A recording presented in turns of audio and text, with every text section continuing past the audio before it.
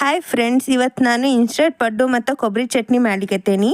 ಮೊದಲು ಒಂದು ಪಾತ್ರೆಗೆ ದೋಸೆ ಬ್ಯಾಟರ್ದ ಪೌಡ್ರ್ ಹಾಕ್ಕೊಳಿಕತ್ತೀನಿ. ನಿಮ್ಮ ಹತ್ರ ನಾರ್ಮಲ್ ದೋಸಾದ ಹಿಟ್ಟು ಇಲ್ಲ ಪಡ್ಡು ಹಿಟ್ಟಿದ್ರೆ ತೊಗೋಬೋದು. 1 ಕಪ್ ಹಿಟ್ಟು ಹಾಕ್ಕೊಂಡು ಅದಕ್ಕೆ ನೀರು ಹಾಕಿ ಚಂದಂಗೆ ಕಲಸಿ ರೆಡಿ ಮಾಡಿ ಇಟ್ಕೋಬೇಕು.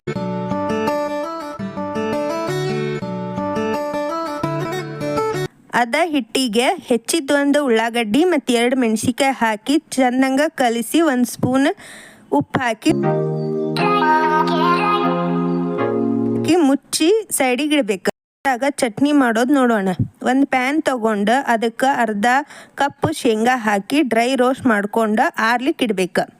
ಅದು ಆದಮೇಲೆ ಒಂದು ಮಿಕ್ಸಿ ತೊಗೊಂಡು ಆರಿದ ಶೇಂಗಾ ಮತ್ತು 2 ಹಸಿಮೆಣ್ಸಿಕಾಯಿ ಮುರಿದು ಹಾಕಬೇಕು.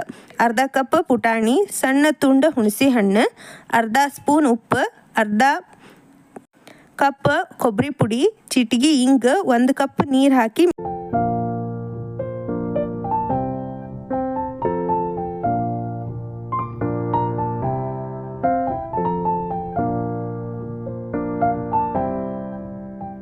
ಮಿಕ್ಸಿ ಹಾಕ್ಕೋಬೇಕು.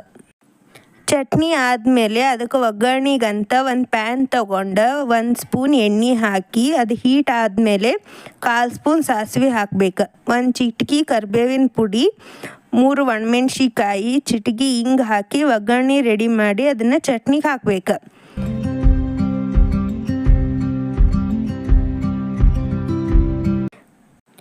ಈಗ ಪಡ್ಡು ತವಾ ತೊಗೊಂಡು ಅದನ್ನು ಹೀಟ್ ಮಾಡಿ ಎಲ್ಲ ಮಣಿಗೂ ಎಣ್ಣೆ ಹಾಕ್ಕೋಬೇಕು. ಈಗ ರೆಡಿ ಮಾಡಿ ಇಟ್ಟಿದ್ದ ಹಿಟ್ಟು ತೊಗೊಂಡು ಅದನ್ನು ಎಲ್ಲದಕ್ಕೂ ಮಣಿಗೂ ಹಾಕಿ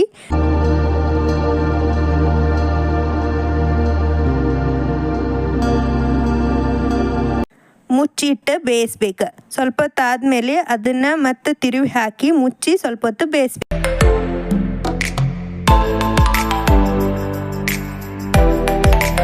ಈಗ ಬಿಸಿ ಬಿಸಿ ಪಡ್ಡು ರೆಡಿ ಆಗ್ತಾವ.